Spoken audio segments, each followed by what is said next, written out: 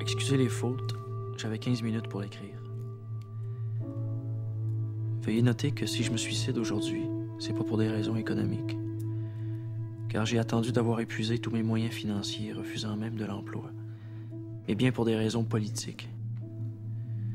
Car j'ai décidé d'envoyer ad patres les féministes qui m'ont toujours gâché la vie. Depuis 7 ans que la vie ne m'apporte plus de joie, et étant totalement blasé, j'ai décidé de mettre des bâtons dans les roues à ces viragos.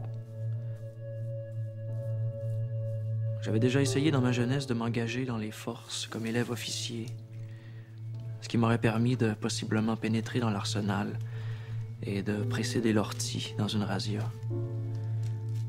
Ils m'ont refusé, because asocial. J'ai donc attendu jusqu'à ce jour pour mettre à exécution mes projets. Entre-temps, j'ai continué mes études au gré du vent, car elles ne m'ont jamais intéressé, sachant mon destin à l'avance.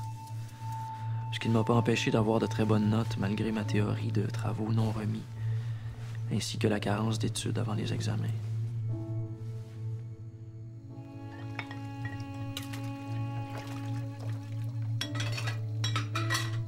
Même si l'épithète tireur fou va m'être attribuée dans les médias, je me considère comme un érudit rationnel que seule la venue de la faucheuse ont amené à poser des gestes extrémistes.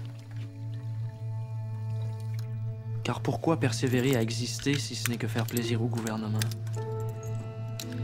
Étant plutôt passéiste de nature, exception la science,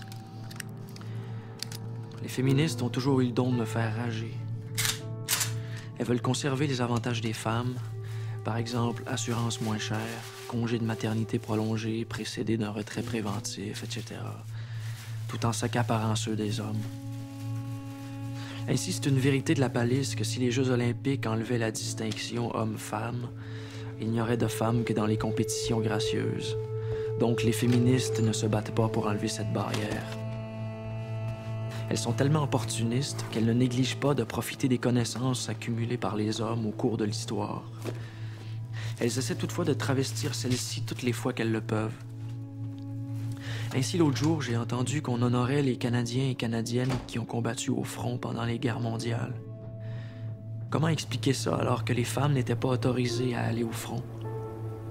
Va-t-on entendre parler des légionnaires et galériennes de César qui naturellement occuperont 50% des effectifs de l'histoire malgré qu'elles n'aient jamais existé? Un vrai casus belli. Désolé pour cette trop compendieuse lettre.